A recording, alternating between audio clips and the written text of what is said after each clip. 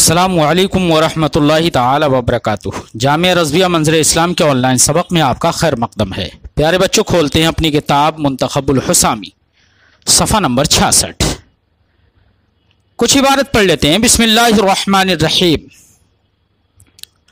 ولا يلزم العبد المعزون في الجمعة لأن الجمعة غير الظهر ولهذا لا يجوز بناء أحدهما على الآخر، وعند المغايرة لا يتعين الرفق في الأقل عددا، وأما ظهر المسافر والمقيم واحد فبالتخيير بين القليل والكثير لا يتحقق شيء من معنى الرفق، وعلى هذا يخرج من نظر بصوم سنة إن فعل كذا ففعل وهو معسر يخير بين صوم 3 أيام وبين سنة في قول محمد رحمه الله، وهو رواية عن أبي حنيفة رحمه الله أنه رجع إليه قبل موته ب3 أيام لأنهما مختلفان حكما، أحدهما قربة مقصودة والثاني كفارة، وفي مسألتنا هما سواء فصار كالمدبر إذا جنى لزم مولاه الأقل من العرش ومن القيمة بخلاف العبد لما قلنا۔ پیارے بچوں، آج کی اس عبارت میں صاحب کتاب احناف پر ہونے والے ایک اعتراض کا جواب دیتے ہیں۔ احناف پر اعتراض یہ ہے بچوں کہ احناف نے یہ کہا ہے کہ اس سے پہلے بھی ہم نے اسباق میں بتایا، جن کا خلاصہ یہ تھا کہ رخصت اور عزیمت دونوں میں یسر ہو، دونوں میں اگر آسانی ہو تو اختیار دے دیا جائے گا، اور اگر دونوں میں یسر نہ ہو بلکہ ایک میں یسر ہو تو جس میں یسر ہو اسی کو اختیار کیا جائے گا، اور بندے کو اختیار نہیں دیا جائے گا کہ دونوں میں سے جس کو چاہے کرے، بلکہ یسر والی چیز پر ہی عمل کرنا متعین ہو جائے گا۔ یہ احناف نے ضابطہ قرار دے دیا تھا۔ حالانکہ معترض کہتا ہے کہ آنے والے مسئلے میں احناف نے اپنے اس اصول کو توڑ دیا ہے۔ مسئلہ یہ ہے کہ جب غلام کو آقا نے جمعہ پڑھنے کی اجازت دے دی، جس کو عبد معزون فی الجمعہ کہیں گے، جمعہ پڑھنے کی آقا نے اجازت دے دی، تو یہاں پر احناف یہ کہتے ہیں کہ غلام کو جمعہ اور ظہر پڑھنے میں اختیار ہوگا، چاہے تو وہ جمعہ پڑھ لے اور چاہے تو ظہر پڑھے۔ حالانکہ یہاں جمعہ میں رفق اور یسر متعین ہے، کیونکہ اس میں 2 رکعت ہی نماز ہے۔ اس کے برخلاف ظہر میں 4 رکعت نماز ہے، اور ظاہر بات ہے 2 رکعت میں آسانی ہے، یسر ہے، 4 بمقابل 4 رکعت کے۔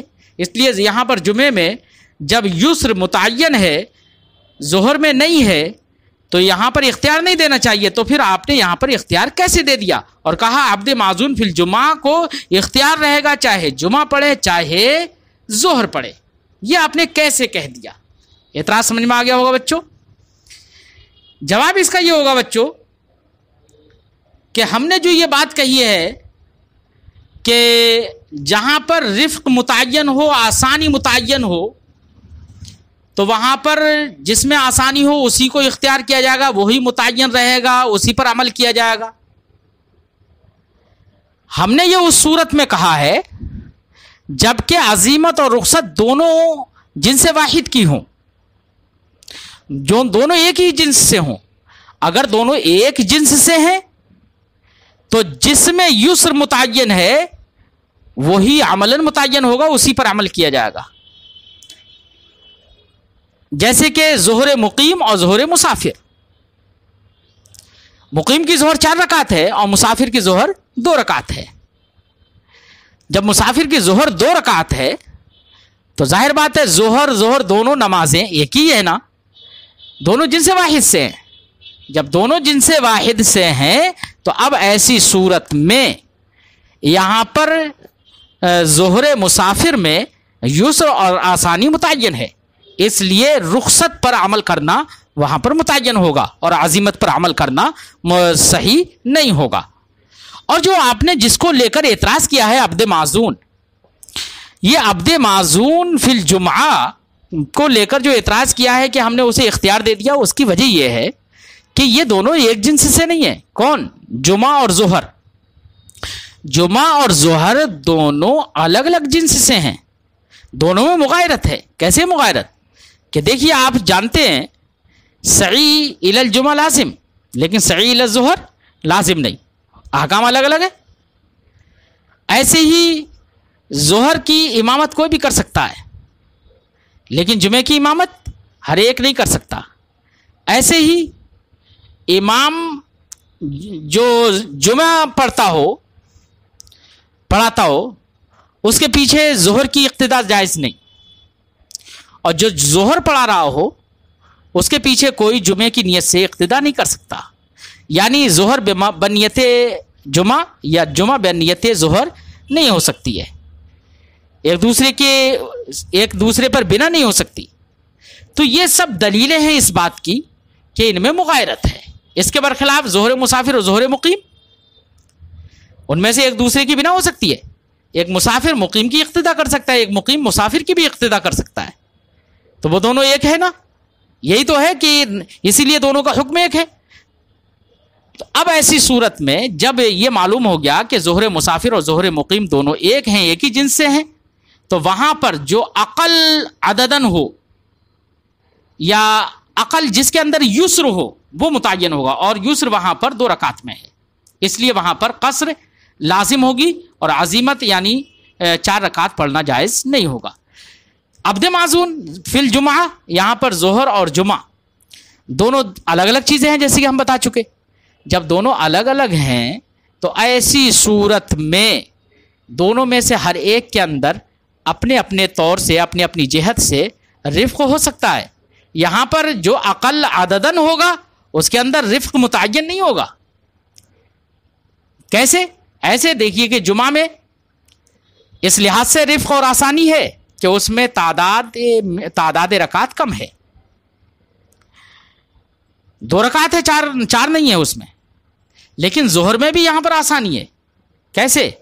اس لیے کہ سعی الجمعہ نہیں ہے، خطبہ نہیں ہے اس میں، تو ہر ایک کی اپنے اپنے طور سے ہر ایک کے اندر یسر یہاں پر ہو سکتا ہے۔ جب ہر ایک کے اندر یسر ہے تو یہاں پر یسر متعین نہیں ہوا۔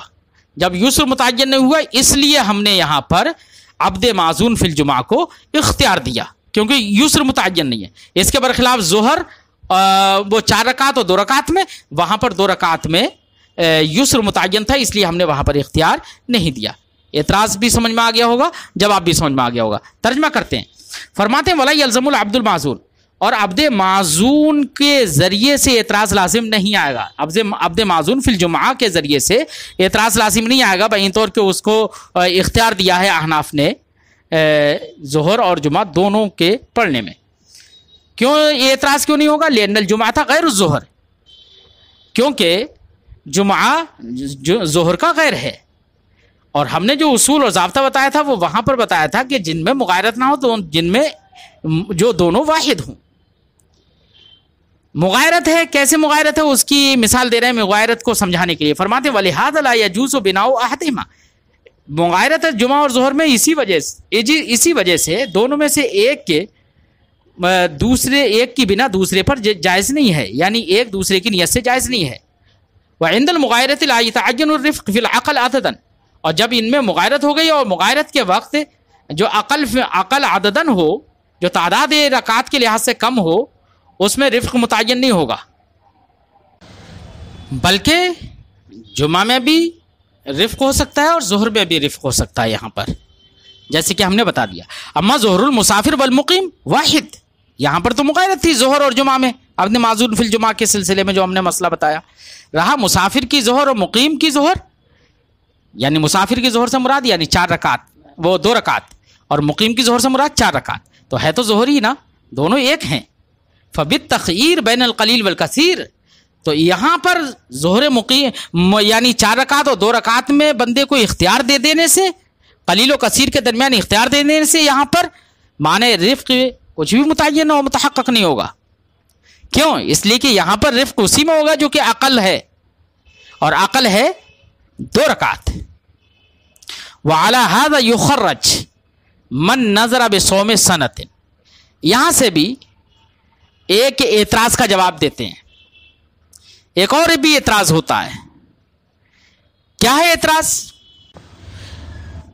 اعتراض کا خلاصہ یہ ہے کہ ایک اور مسئلے میں بھی، ایک اور مسئلے کو لے کر کے بھی ہمارے اوپر اعتراض ہو سکتا ہے، ایک وارد ہوتا ہے اعتراض، اور اس کا جواب بھی وہی ہوگا جو ہم اس سے پہلے ذکر کر چکے ہیں۔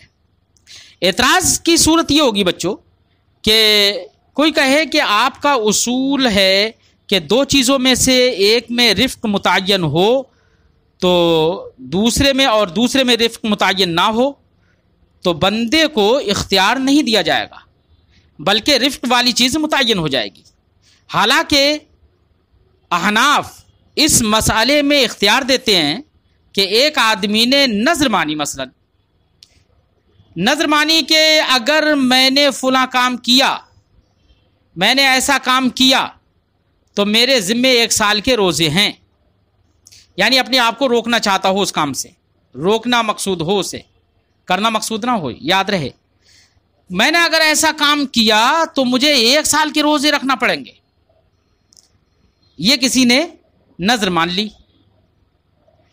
تو اب اس مسئلے میں اس شخص نے وہ فلاں کام جس کام سے رکنے کے لیے اس نے قسم کھائی تھی وہ کام کر لیا، اب جب کر لیا تو حانث ہو گیا، اور یہ شخص جو حانث ہوا ہے نا، جس نے یہ قسم کھائی تھی نا، یہ شخص تنگ دست ہے، محتاج ہے، مالی کفارہ یہ ادا نہیں کر سکتا، یعنی غلام آزاد نہیں کر سکتا، یا 10 مساکین کو کھانا بھی نہیں کھلا سکتا، کپڑے نہیں دے سکتا۔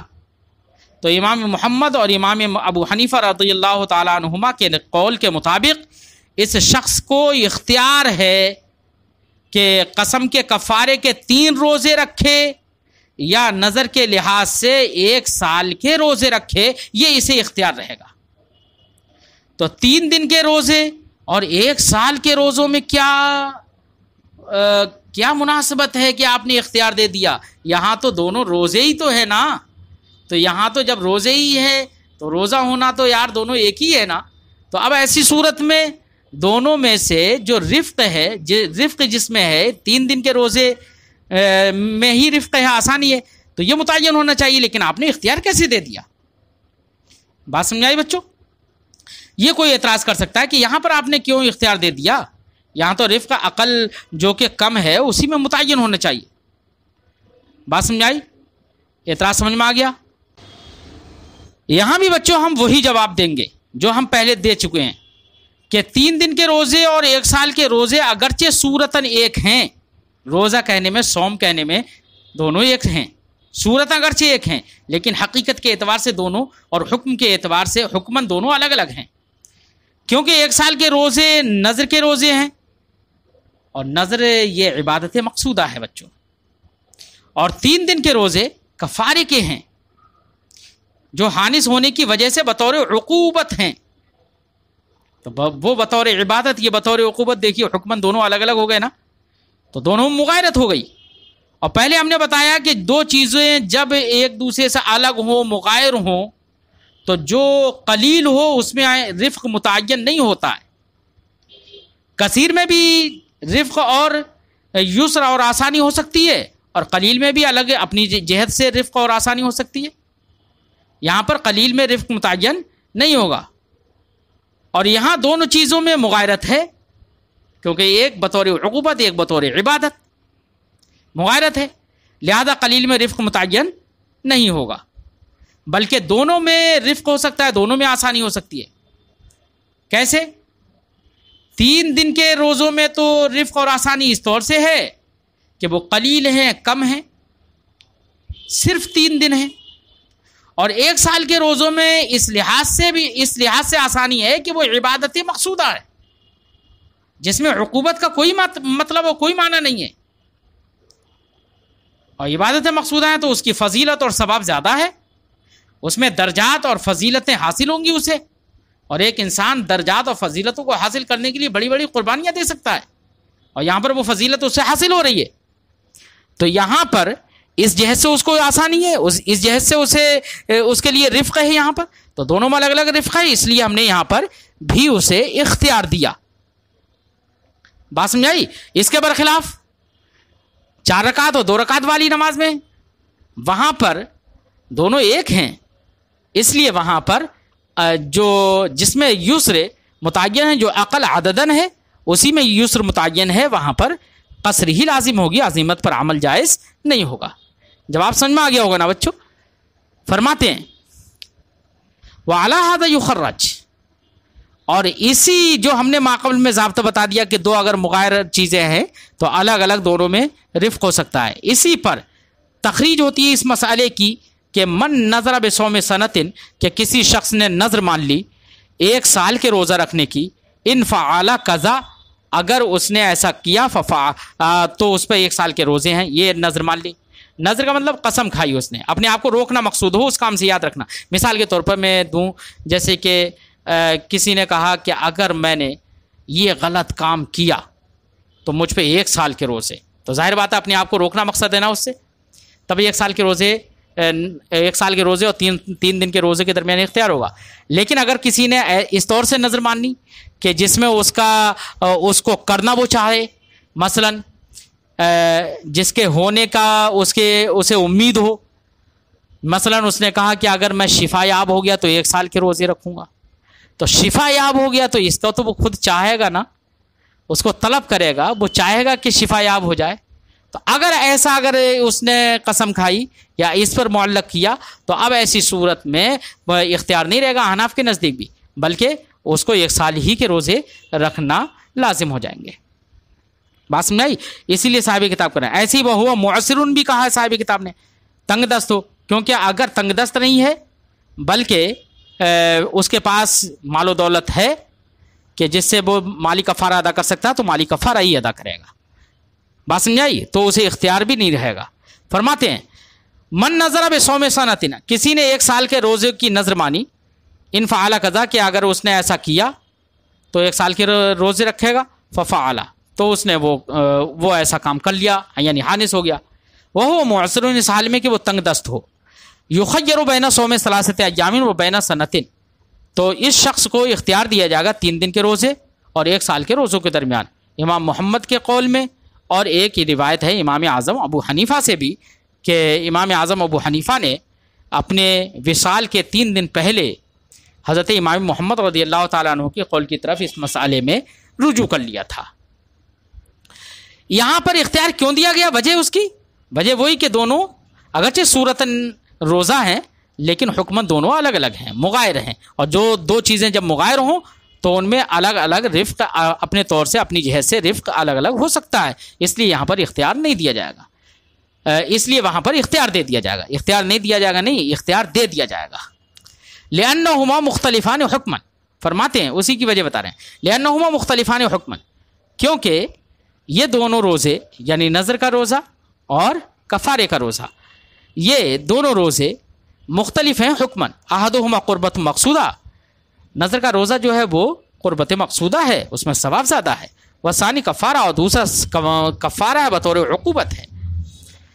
وفی مسئلتنا ہما سوا، اور ہمارے مسئلے میں یعنی 4 رکعت اور 2 رکعت وہ دونوں برابر ہیں، دونوں ایک ہیں، اس لیے وہاں پر اختیار نہیں ہوگا اور یہاں پر اختیار دیا جائے گا. فصار کالمدبر، اس کی ایک اور نظیر صاحب کتاب پیش کر رہے ہیں کہ یہ مسئلہ بالکل ایسے ہی ہو گیا جیسے کہ مدبر. کون سا مدبر؟ کسی مدبر نے اپنے آقا کے یہاں پر رہتے ہوئے کوئی جنایت کر دی، مثلا کسی کا مال ہلاک کر دیا. اب اگر مثلا 1000 کا مال ہلاک کیا ہے تو اب ایسی صورت میں یہ مولا کے ذمے ہوگا کہ بھئی اس کا تاوان دے. اب تاوان دے گا مولا، تو تاوان کون سا دے گا؟ تو 2 صورتیں ہیں بچوں. ایک تو یہ کہ تاوان میں خود غلام ہی دے دے. کیا دے دے؟ غلام دے دے. اور ایک یہ ہے کہ تاوان میں جو اس مال جس مال کو ہلاک کیا ہے اس مال کی قیمت کے بطور کوئی بھی چیز دے، قیمت دے. دونوں میں فرق ہے، دونوں مسئلے الگ الگ ہیں۔ اگر اس مدبر نے جنایت کر لی، کسی کا مال مثلا ہلاک کر دیا، تو اس کے مولا پر لازم ہوگا کہ جو عقل ہو، ایک چاہے کہ قیمت عقل ہو تو قیمت کم، جو عقل ہو جو کم ہو وہ لازم ہو جائے گا، متعین ہو جائے گا۔ یہاں پر یہ نماز جو 2 رکعت اور 4 رکعت والی نماز ہے نا، بالکل اسی کی طرح مسئلہ ہے کہ جیسے وہاں پر 2 رکعت عقل ہے اس لیے وہ متعین ہے، وہاں پہ اختیار نہیں کیونکہ اسی میں یسر ہے۔ ایسے یہاں پر کہ اگر یہ غلام کی قیمت اگر مثلا مثال کے طور پر 1000 کی چیز اس نے ہلاک کر دی تو تاوان 1 لاکھ کا پڑے گا، اس پہ جرمانہ کیا پڑے گا؟ 1 لاکھ کا پڑے گا، 1000 کا پڑے گا۔ اب 1000 کا جرمانہ ہے اس پر، اور یہ غلام کی قیمت کیا ہے؟ مثلا 800 روپے ہے۔ اب اگر 800 روپے قیمت ہے تو ایسی صورت میں جو عقل ہے وہ متعین ہوگا۔ کیوں؟ اس لیے کہ قیمت اور وہ جرمانہ دونوں ایک ہی جنس سے ہیں۔ قیمت اور جرمانہ کیا ہیں؟ دونوں ایک ہی جنس سے ہیں۔ جب دونوں ایک ہی جنس سے ہیں تو وہ نماز کی ہی طرح ہو گئی، لہذا جو عقل ہوگا اسی میں رفق متعین ہوگا۔ اس لیے اگر جرمانہ اگر کم ہے تو جرمانہ دے گا، اور اگر قیمت کم ہے تو قیمت دے گا۔ بات سمجھائی بچوں؟ اور اگر غلام ہی کو دینا چاہتا ہے، یعنی ذات غلام کو دینا چاہتا ہے، تو ذات غلام اور جرمانہ دونوں الگ الگ ہیں۔ دونوں کیا ہیں؟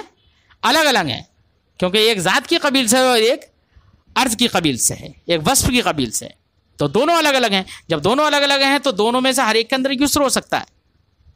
بہین طور کہ غلام کو اگر دے گا تو غلام میں آسانی یہ ہے کہ ہو سکتا ہے وہ نافرمان غلام ہو، وہ اس کو دینا چاہتا ہو، اپنے آپ سے نکالنا چاہتا ہو، تو یہ اس کے لیے آسانی ہو جائے گی۔ بات سمجھائیے؟ تو مثلا غلام اپنی قیمت کے لحاظ سے مہنگا ہے، 6000 کا ہے مثلا، اور جرمانہ ہے مثلا 2000 کا، اور دینا چاہ رہا ہے غلام ہی کو، تو دیکھیے یہاں پر یسر من وجہن 2000 میں بھی ہے کہ 2000 اگر دینا چاہے تو 2000 دے دے، کیونکہ اس میں آسانی ہے، اور غلام کو دینا چاہ رہا ہے تو اس میں بھی یسر ہے، کیونکہ دونوں الگ الگ ہیں۔ اس میں یسر اس لحاظ سے ہے کہ غلام اگر نافرمان ہے تو وہ نافرمان غلام کو ہٹانا چاہ رہا ہے، تو یہ اس جہت سے اس میں آسانی ہے۔ تو الگ الگ اس میں آسانیاں ہو گئیں، اس لیے یہاں پر تو بندے کو اختیار ہوگا، اگر نفس غلام دے رہا ہے تب تو اختیار ہے، اور اگر اس کی قیمت کے طور پر دے رہا ہے تو قیمت اگر دے رہا ہے تو ایسی صورت میں اختیار نہیں ہوگا، کیونکہ قیمت اور جرمانہ دونوں ایک ہی جنس سے ہیں۔ وہاں پر جو عقل ہوگا اسی میں رفق متعین ہوگا، وہی لازم ہوگا، لہذا اگر قیمت کم ہے تو قیمت دے گا، اور جرمانہ کم ہے تو جرمانہ دے گا۔ تو یہ بالکل نماز کی طرح ہے نا، کہ جس طریقے سے نماز جو عقل رکعتن ہے وہ متعین ہے، ایسے یہاں پر جو عقل ہے چاہے وہ جرمانہ ہو چاہے قیمت ہو وہ متعین ہو جائے گا، برخلاف جبکہ نفس عبد دے تو وہاں پر اختیار رہے گا۔ بات سمجھ میں آ گئی بچوں؟ فرماتے ہیں فصار عقل مدبر، تو یہ مسئلہ بالکل مدبر کی طرح ہو گیا۔ المدبر اذا جنا لازم مولا العقل، مدبر نے جب اپنے آقا کے یہاں پر جنایت کر لی تو اس کے مولا پر لازم ہو جائے گی، لازم ہو جائے گا عقل، جو بھی عقل ہو، من العرش والقیمہ، عرش سے یعنی جرمانے سے اور قیمت سے، جرمانہ اور قیمت کے درمیان جو بھی عقل ہو وہ اس پر لازم ہوگا، برخلاف عبد کے، یعنی اگر غلام ہی کو دینا چاہے تو غلام دینے کی صورت میں اختیار رہے گا اسے۔